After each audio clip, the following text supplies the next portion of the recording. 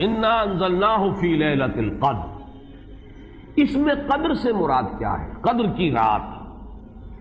بعض حضرات نے تو بڑی آسانی کی ہے کہ ترجمے میں کہہ دیا ہم نے اسے شب قدر میں نازل کیا۔ ظاہر بات ہے کہ ترجمے میں تو آسان ہے، لیل کی جگہ شب کا لفظ لے آئیے اور اس کے ساتھ قدر کے لفظ کو جو کا تو رکھ دیجئے۔ یہی وجہ ہے کہ اردو میں ترجمہ کرنا، اردو میں درس دینا قرآن کا بہت آسان ہے۔ اس قدر سے مراد کیا ہے؟ اس کے ضمن میں تین آراء ہے کہ جو ملتی ہیں، دو بہت مشہور ہیں، تیسری ذرا ایک شاذ رائے ہے، لیکن یہ کہ بہرحال وہ بھی میں چاہتا ہوں کہ آپ کے علم میں آ جائے۔ قدر سے مراد ایک تو یہ ہے کہ یہ تقدیر الامور، یہ رات وہ ہے کہ جس میں ایک سال کے لیے مقادیر اور تقدیروں کا تعین ہو جاتا ہے۔ اگرچہ ایک لفظ میں نے استعمال غلط کر دیا اس جملے میں، تعین تو وہ ہو چکا ہے ازل میں، اللہ تعالیٰ کے علم ازلی میں تو وہ چیزیں پہلے سے موجود ہیں۔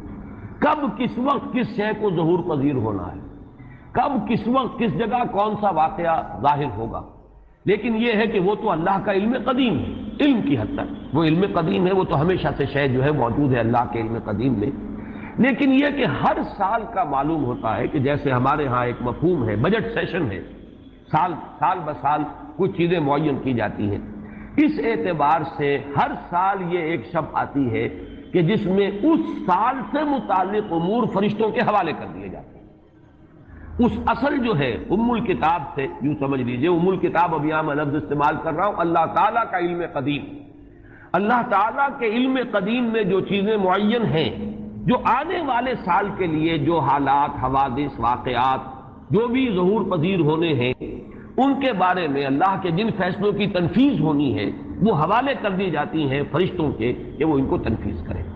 یہ گویا کہ تقدیر کی رات ہے لیلۃ القدر، یعنی وہ رات جس میں تقدیر الامور، تمام معاملات جو ہیں ان کا معاملہ طے کر دیا جاتا ہے،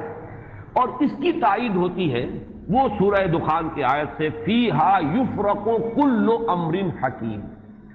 اور اس آیت میں جو لفظ آیا وہ بہت پیارا آیا، یفرق،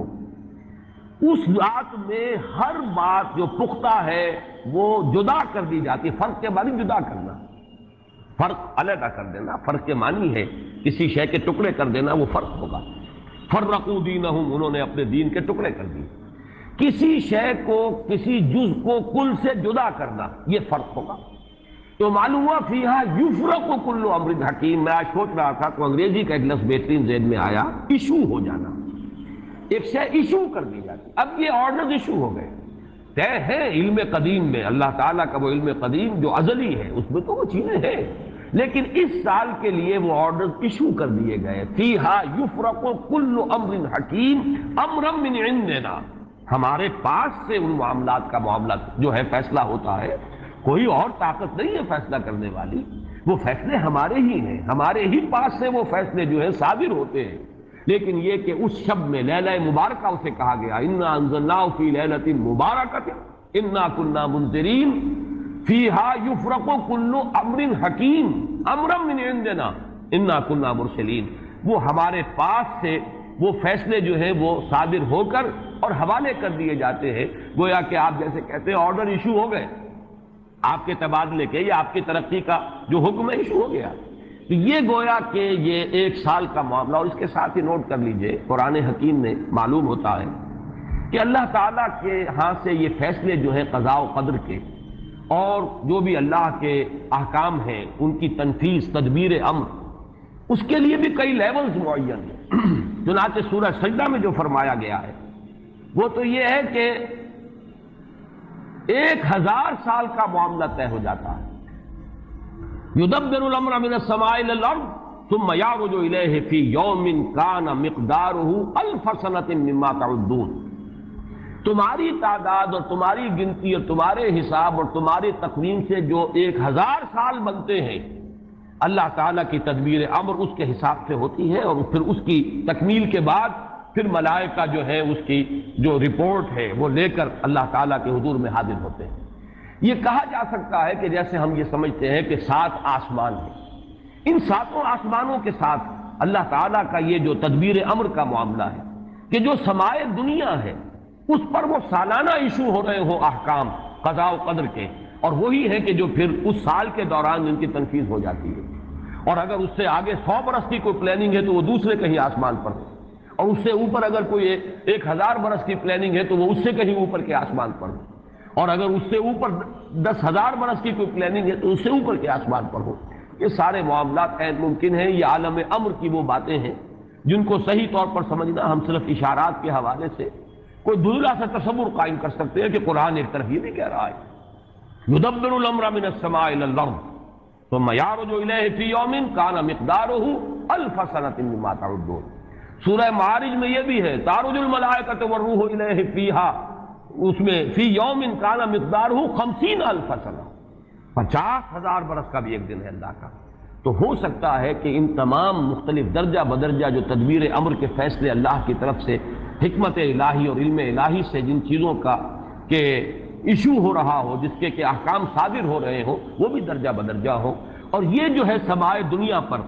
یہ ایک سالانہ جو ہے نظم اس کا قائم ہو، اور اس کے حوالے سے فرشتوں کو جو اس دنیا کے فرشتے ہیں جو یہاں پر تنفیذ امر کی جو خدمت ہے اس پر مامور ہیں، ان کے حوالے کر دیے جاتے ہیں۔ تو ایک رائے تو میں نے عرض کی کہ قدر سے مراد تقدیر، کہ یہ رات جو ہے تقدیر الامور کی رات ہے، تمام جو امور ہیں ان کے مقادیر، ان کی تعیین، ان کے بارے میں اللہ تعالیٰ کے احکام جو ہے ان کا ایشو ہو جانا۔ ایک رائے یہ ہے کہ یہ قدر سے مراد ہے قدر و منزلت، اونچا رتبہ، علو شان، منزلہ اور شرف۔ اب اس کی تائید ہوتی ہے، معلوم ایسا ہوتا ہے کہ یہ دونوں باتیں تو بیک وقت جو ہے مراد ہیں، اسی لیے میں نے کہا یہ دونوں اقوال بہت مشہور بھی ہیں، اور میرے نزدیک یہ دونوں ہی اس میں یہ ذو معنیین لفظ کے طور پر یہاں استعمال ہوا، یہ دونوں ہی مراد ہیں۔ یہ رات خود اپنی جگہ پر بھی بجائے خود، جسے ہم کہتے ہیں بجائے خود بھی بہت قدر و منزلت کی رات ہے، اور اس شب میں 1 سال کے معاملات جو ہیں وہ فرشتوں کے حوالے کر دیے جاتے ہیں۔ اس اعتبار سے اس کو کہا گیا لیلہ مبارکہ، انا انزلناہ فی لیلۃ مبارکہ، یہ خود مبارک ہے، اس کے اندر برکتیں ہیں، اس کے اندر عظمت ہے، اس کی اپنی شان بلند ہے، علو مرتبت کی حامل ہے یہ رات۔ یہ دو مفہوم جو ہیں جب تو میں نے جیسا کہ عرض کیا یہ تو بہت کثرت کے ساتھ ہیں اور یہی زیادہ مشہور بھی ہیں، بلکہ ان کے ضمن میں دوسری بات کے ضمن میں ایک نقطہ ترازی کے درجے کی بات ہے، لیکن بات کیونکہ حسین ہے وہ میں آپ کو سنا رہا ہوں۔ ابو بکر وراق ہے جنہوں نے اس میں نقطہ پیدا کیا ہے کہ یہ لیلہ قدر اس لیے ہے لأنہ نزل فیہا کتاب ذو قدر علی لسان ملک ذی قدر علی امت لہا قدر۔ یہ 3 انہوں نے قدر جمع کیے ہیں کہ یہ اس لیے اس کو لیلۃ القدر کہا گیا کہ ایک طرف تو یہ کہ اس میں وہ کتاب نازل ہوئی جو بڑی قدر و منزلت والی کتاب ہے، ثانیاً وہ اس فرشتے کی زبانی نازل ہوئی کہ جو بہت قدر و منزلت کا ذی قوت عند ذی العرش مکین مطاع ثم امین، پھر اس امت کے لیے اس کی تنزیل ہو رہی ہے جس کی بڑی قدر و منزلت ہے اللہ کے ہاں۔ اور شاید اسی وجہ سے وہ کہتے ہیں جناب وراق کہ شاید اسی وجہ سے لفظ قدر جو ہے اس سورہ مبارکہ میں 3 مرتبہ آیا ہے، انا انزلناہ فی لیلۃ القدر وما ادراک ما لیلۃ القدر لیلۃ القدر خیر من الف شہر۔ لیکن جیسا کہ میں نے عرض کیا ہے یہ بس ایک نقطے کے حد تک ہے، ایک دلچسپ نقطہ ہے، میں نے اس کا تذکرہ کر دیا ہے۔ ایک تیسرا مفہوم جو شاذ ہے جو لیا گیا قدر سے، کہ قدر کا ایک مفہوم ہے تنگی کا بھی، جیسے کہ سورۃ الفجر میں ہم پڑھ چکے ہیں فَأَمَّا الْإِنسَانُ إِذَا مَا ابْتَلَاهُ رَبُّهُ فَأَكْرَمَهُ وَنَعَّمَهُ فَيَقُولُ رَبِّي أَكْرَمَنِ وَأَمَّا إِذَا مَا ابْتَلَاهُ فَقَدَرَ عَلَيْهِ رِزْقَهُ فَيَقُولُ رَبِّي أَهَانَنِ۔ انسان کا معاملہ عجیب ہے کہ جب اس کا رب اس کا امتحان لیتا ہے، اسے آزماتا ہے، نعمتیں دے کر، عزت دے کر، تو کہتا میرے رب نے مجھے عزت دے دی، اور جب اس کا رب اس کو آزماتا ہے اس پر رزق کو تنگ کر کے، تو وہ کہتا میرے رب نے مجھے ذلیل کر دیا۔ تو یہاں پر جو تنگی کا مفہوم ہے قدر میں، تو ایک مفہوم یہ لیا گیا ہے کہ یہ لیلۃ القدر لیلۃ الضیق ہے، اور یہ اس لیے کہ اس زمین پر اتنی کثرت سے، اتنی کثیر تعداد میں فرشتے نازل ہوتے ہیں کہ تنگی پیدا ہو جاتی ہے۔ اب ظاہر بات ہے کہ یہ اس عالم ارواح کے ساتھ مناسبت رکھنے والے لوگ جن کی اپنی روحیں جو ہیں وہ اس درجے لطیف ہوں کہ کچھ مناسبت ان کو پیدا ہو گئی ہو، صرف ان کا ایک ادراک ہو سکتا ہے، باقی یہ کہ جہاں تک لفظ کا تعلق ہے اس میں اس کی گنجائش موجود ہے۔ تو لیلۃ القدر کے 3 مفہوم ہوئے، جن میں سے 2 جو ہے پہلے وہ تو باہم جمع بھی ہو سکتے ہیں، ذو معنیین لفظ کی حیثیت سے اس کا استعمال ہو سکتا ہے۔ اس میں تمام مقادیر اور تمام تقدیروں کا گویا کہ اللہ تعالیٰ کی طرف سے صدور ہو جاتا ہے، ایشو ہو جاتے ہیں تمام احکام آئندہ سال کے لیے۔ دوسرے یہ کہ یہ خود اپنی جگہ پر بڑی مبارک اور بڑی قدر و منزلت والی رات ہے۔ تیسری بات وہ ہے جو میں نے عرض کیا، ایک شاذ سی رائے ہے کہ اس میں فرشتوں کا نزول اس کثرت سے ہوتا ہے کہ زمین کے اندر اس کی وجہ سے جگہ کی تنگی ہو جاتی ہے، واللہ اعلم۔ اب اس کے بعد فرمایا وما ادراک ما لیلۃ القدر۔ یہ ما ادراک اور ما یدریک، اس کے بارے میں بعض حضرات کی ایک رائے ہے، عموماً تو مفسرین دونوں کا مفہوم ایک ہی لیتے ہیں، یعنی آپ کو کیا معلوم، آپ کو کس نے بتایا، گویا کہ نفی ہے کہ آپ کا اندازہ نہیں ہو سکتا کہ وہ کیا شے ہے، وہ لیلۃ القدر کی عظمت کیا ہے۔ لیکن بعض حضرات نے یہ فرق کیا ہے کہ جب یہ فعل ماضی میں آتا ہے وما ادراک، اس میں مراد یہ کہ آپ کو خوب معلوم ہے، کیا ہی معلوم ہے آپ کو کہ اس کی قدر و قیمت کیا ہے، یعنی اس میں گویا کہ نبی اکرم صلی اللہ علیہ وسلم کے لیے نفی نہیں بلکہ اس بات، القارعہ وما ادراک ما القارعہ، القارعہ ما القارعہ وما ادراک ما القارعہ، گویا کہ اس بات ہوتا ہے کہ آپ کو خوب معلوم ہے کہ قارعہ کیا ہے۔ لیکن یہ کہ جہاں ما یدریک آتا ہے، وما یدریک لعلہ یزکیٰ او یذکر فتنفعہ الذکریٰ، جہاں فعل مضارع آئے گا وہاں در حقیقت وہ مفہوم ہوگا کہ یہ بات حضور صلی اللہ علیہ وسلم کے علم میں نہیں ہے۔ آپ کو کیا معلوم، ہو سکتا ہے کہ وہ نصیحت اخذ کرتا، اس کو تزکیہ حاصل کر لیتا، تو اس کے اندر تو نفی ہو سکتی ہے کہ اس وقت آپ کے علم میں وہ بات نہیں ہے۔ لیکن یہ بھی ایک تو یہ کہ ایک علمی نکتہ ہے اور اس میں ذرا باریک قسم کی نحوی بحث ہے، میں خود اپنا مقام یہ نہیں سمجھتا کہ اس قسم کی باریک نحوی بحثوں میں کوئی حتمی رائے قائم کروں۔ دوسرے یہ کہ اس سے ہماری حد تک کوئی فرق واقع نہیں ہوتا، فرق اگر واقع ہوتا ہے تو محمد الرسول اللہ صلی اللہ علیہ وسلم کے بارے میں واقع ہوتا ہے کہ اگر وما ادراک آیا ہے تو گویا کہ اس بات ہے کہ حضور کے علم میں وہ بات ہے، اور وما یدریک ہے تو گویا کہ اس میں نفی ہے کہ وہ بات حضور کے علم میں نہیں ہے۔ لیکن ہمارے لیے تو دونوں حالتوں میں نفی ہی نفی ہے، ہمیں کیا معلوم قارعہ کی اصل حقیقت ہمیں کیا اندازہ ہو سکتا ہے، لیلۃ القدر کی اصل عظمت کا ہمیں کیا اندازہ ہو سکتا ہے، قرآن کی عظمت و فضیلت کا ہمیں کیا اندازہ ہو سکتا ہے۔ ہمارے اعتبار سے وہ بحث جو ہے وہ محض ایک اکیڈمک اور ایک علمی بحث بن کر رہ جاتی ہے، اس کا کوئی فرق واقع نہیں ہوتا۔ اب اس کے بعد سوال پیدا ہوتا ہے کہ یہ رات جو ہے مخفی کیوں رکھی گئی، تعین کے ساتھ کچھ معلوم نہیں یہ رات کون سی رات، لیکن یہ کہ اس کو کیوں مخفی رکھا گیا، اس پر کچھ پیاری باتیں ہیں جو مفسرین نے کہی ہیں۔ پہلی بات تو یہ کہ جتنی عظیم چیزیں ہیں ان سب کو مخفی رکھا گیا۔ قیامت کب آئے گی، مخفی ہے، آئے گی یہ یقینی ہے، کب آئے گی یہ تو ان امور میں سے ہے کہ جس کا علم نبی اکرم صلی اللہ علیہ وسلم کو بھی نہیں دیا گیا، جبرائیل کو بھی نہیں دیا گیا۔ چنانچہ حدیث جبرائیل میں واضح طور پر الفاظ موجود ہیں وَمَا الْمَسْئُولُ عَنْهَا بِأَعْلَمَ مِنَ السَّائِلِ، کچھ معلوم نہیں، نہ سائل کو معلوم نہ مسئول کو معلوم قیامت کب آئے گی۔ اب یہ عظیم حقیقت مخفی رکھا گیا اور اس کا خاص طور پر ذکر کیا گیا سورہ طٰہٰ میں، اکاد اخفیھا لتجزی کل نفس بما تسعی۔ اگر تعین کر دیا جاتا تو جو قریب کے زمانے کے لوگ ہوتے وہ تو خوب پھر محنت کرتے آخرت کے لیے، اور ذرا فاصلے والے ہوتے وہ ذرا تساہل کرتے اس کے بارے میں۔ اس کو رکھا گیا ہے، تلوار لٹکی ہوئی ہے، کسی بھی وقت گر سکتی ہے یہ، لہٰذا ہر وقت چوکس رہو، چوکس میں رہو، جیسے کہ صحابہ کرام کی شان معلوم ہوتی ہے بعض روایات سے کہ ذرا تیز ہوا چلتی تھی تو وہ سمجھتے تھے کہ قیامت آ گئی۔ اس درجے استحضار تھا اعصاب کے اوپر، اس کا اتنا اثر تھا کہ ذرا تیز جھکڑ چلا اور انہوں نے سمجھا قیامت آ گئی۔ تو اس طریقے سے قیامت کو مخفی رکھا گیا تاکہ ہر وقت جو ہے امتحان اتنا ہی شدید رہے، اتنا ہی کڑا امتحان رہے ہر ایک کے لیے، لتجزا کل نفس بما تجزا بما تسعی، تاکہ ہر ذی نفس کو بدلہ ملے اس کی سعی کے مطابق۔ اسی طریقے سے موت کا وقت معلوم نہیں، وما تدری نفس بأی ارض تموت، کہاں موت آئے گی کچھ معلوم نہیں، کہاں موت آئے گی کب موت آئے گی کچھ معلوم نہیں۔ اسی طرح بعض روایات میں جو آتا ہے اس میں اعظم، اللہ کا ایک نام ایسا ہے کہ اس کے واسطے سے اللہ سے جو بات مانگی جائے وہ رد نہیں ہو، لیکن وہ کون سا نہیں بتایا گیا۔ اقوال ہیں، اندازے ہیں، حی و قیوم پر زیادہ، الحی القیوم پر زیادہ لوگوں کا جو ہے وہ اجماع ہوا ہے، لیکن یہ کہ یقین سے نہیں کہہ سکتے۔ تو اسی میں اس کو بھی نوٹ کر لیجئے کہ اس کو مخفی رکھا گیا ہے لیلۃ القدر کو۔ لوگ زیادہ سے زیادہ محنت کریں، زیادہ سے زیادہ مشقت کریں، اس کے لیے جو بھی اس کی قدر و منزلت سے کسی درجے میں آگاہ ہے، وہ اگر معین ہی ہو جاتا کہ ایک شب یہ ہے تو پھر تو سب کے سب اس رات میں محنت کر لیتے، باقی راتیں جو ہیں وہ پھر سونی اور ویران گزرتی۔ لیکن یہ کہ مطلوب یہ ہے کہ زیادہ سے زیادہ راتیں آباد ہوں، زیادہ سے زیادہ راتوں میں ذکر ہو، عبادت ہو، دعا ہو، اس لیے اس کو مخفی رکھا گیا۔ یہ حکمت ہے۔ اس میں بھی ایک عجیب نکتہ ہے جو امام راضی رحمۃ اللہ علیہ نے بیان کیا ہے، اور حوالہ اگرچہ نہیں دیا اس حدیث کا، لیکن ایک روایت کے حوالے سے بات بیان کی ہے کہ اس کے ظاہر نہ کرنے میں بھی اللہ کی ایک شفقت اور رحمت ہے بندوں کے حق میں، اس لیے کہ اس کی قدر جتنی زیادہ ہے اتنی ہی اس کی ناقدری پر سزا ہوگی۔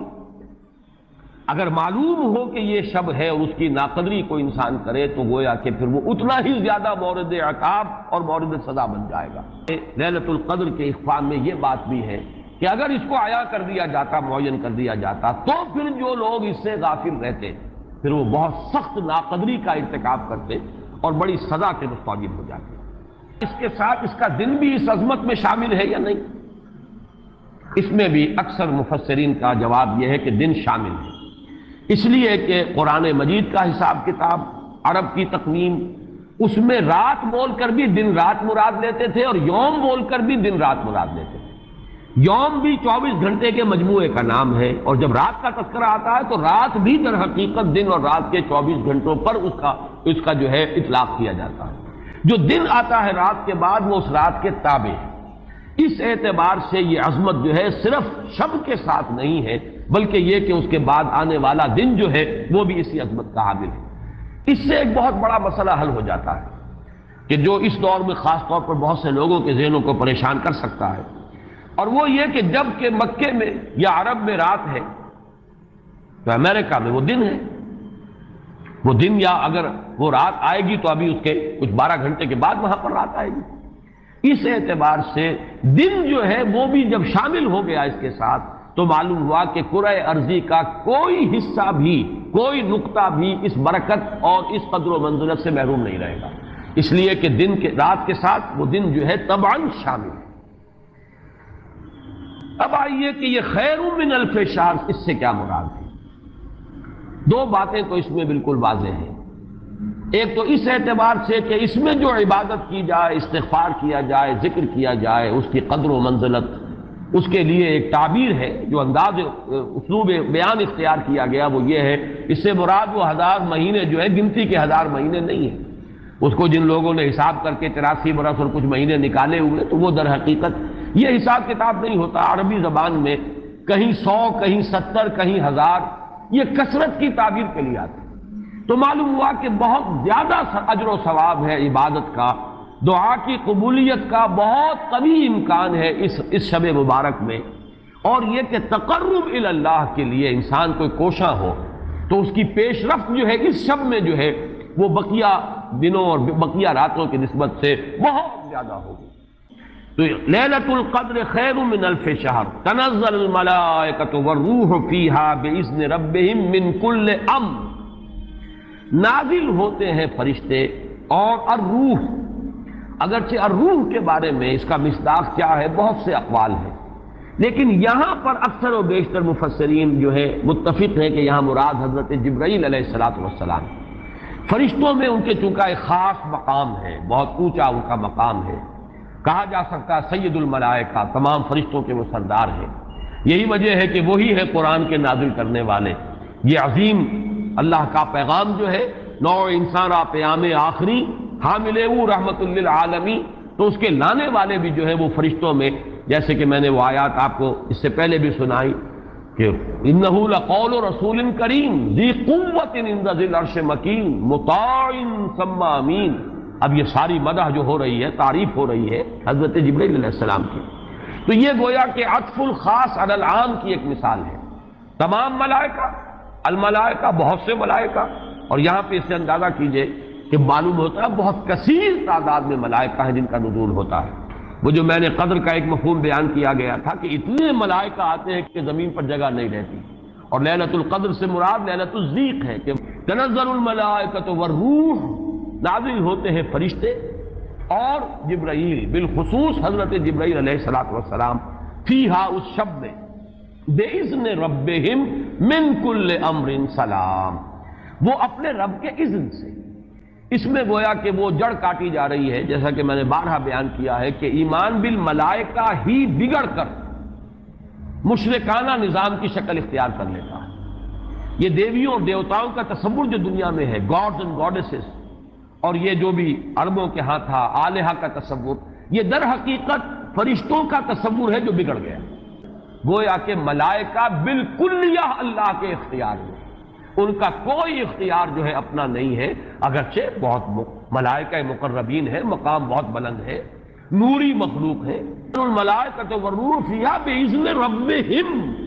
اپنے رب کے اذن سے نازل ہوتے، از خود نازل نہیں ہوتے۔ ربہم من کل امر، اب دیکھیے کل امر کس طرح یہ الفاظ جو ہے ایک دوسرے کے ساتھ ان دونوں مقامات کے جو ٹیلی کر رہے ہیں۔ انا انزلناہ فی لیلۃ القدر، انا انزلناہ فی لیلۃ مبارکۃ، قدر اور مبارک یہ دونوں ایک دوسرے کے مقابل میں آ گئے۔ یہاں فرمایا من کل امر، تنزل الملائکۃ والروح فیہا باذن ربہم من کل امر، وہاں فرمایا فیہا یفرق کل امر حکیم امرا من عندنا انا کنا مرسلین، اس شب میں ایشو ہو جاتے ہیں تمام معاملات، تمام فیصلے، اور ہوتے ہیں ہمارے پاس سے۔ یہ غالباً جو ہمارے ہاں جو فیصلے عدالتی فیصلے ہوتے ہیں ان میں بھی خاص الفاظ آتے ہیں کہ یہ عدالت کا اپنا فیصلہ ہے، یا ہم اپنے فیصلے سے یہ بات جو ہے اس کا تعین کر رہے ہیں۔ تو امرا من عندنا، یہ ہمارا فیصلہ ہمارے پاس سے اس کی تعین ہوتی ہے۔ سلام ہی حتی مطلع الفجر، سلام میں ایک تو یہ بات کہ نحوی اعتبار سے کہ اس کا مبتدا محذوف ہے، وہ سلامتی ہی سلامتی ہے، اور سلام کے دو معنی کیے گئے ہیں۔ ایک تو جو سلام کا یا سلامتی کا ذریعہ بنے، یہ رات سلامتی کی رات ہے، اس رات میں سلامتی حاصل کی جا سکتی ہے، اس رات میں اللہ کی مغفرت حاصل کی جا سکتی ہے، اللہ کے عفو و درگزر کے عام ہونے کی رات ہے۔ ایک یہ کہ اس رات میں مولانا اسلائی صاحب نے ایک بڑا پیارا لفظ استعمال کیا ہے کہ جو شیاطین جن ہیں ان پر کرفیو لگا دیا جاتا ہے، جیسے رمضان مبارک کے بارے میں آیا ہے کہ ان جو شیاطین ہیں ان کو قید کر دیا جاتا ہے، یعنی یہ کہ برائی کے جو محرکات و دوائی ہیں ان میں کمی آ جاتی ہے، خیر کے دوائی اور داعیات و محرکات وہ اس کے اندر نکھرتے ہیں، ابھرتے ہیں۔ تو سلام ایک تو اس معنی میں کہ سلامتی حاصل کرنے والی رات، دوسرے یہ کہ اس رات میں سلامتی ہوتی ہے کہ جنات جو ہیں شیاطین جن ان کے اوپر پابندیاں ہیں، قدغنے ہیں۔ اور ایک یہ لفظ لایا گیا ہے سالم کے معنی میں، سالم پوری رات، یہ پوری رات کا معاملہ ہے، اس کی کوئی خاص ساعت نہیں ہے۔ اس میں گویا کہ خاص دلجوئی کی جا رہی ہے کہ اگر کوئی شخص پوری رات میں نہیں بھی جاگ سکا، لیکن اگر طبیعت میں انشراح ہو جائے کسی اس کی ایک ساعت میں، کسی ایک حصے میں، تو وہ یہ سمجھے کہ وہ محروم نہیں رہا، اسے اس رات کی سعادتوں اور برکات میں سے حصہ مل جائے۔ ہی حتی مطلع الفجر، اور یہ رات جو ہے یہ فجر کے طلوع ہونے تک یہ برکات کا نزول، فرشتوں کا نزول، خیر و سعادت، سلامتی کا حصول، یہ تمام چیزیں جو ہے اس رات کے آخری جو سرحد ہے مطلع الفجر، طلوع فجر تک یہ تمام کیفیات برقرار رہتی ہیں۔ اللہ تعالی ہم سب کو یہ لیلہ قدر اور لیلہ مبارکہ جو ہے اس کی برکات سے اور اس کی قدر و منزلت سے اور اس کے خیرات و حسنات سے متمتع ہونے کی توفیق عطا فرمائے۔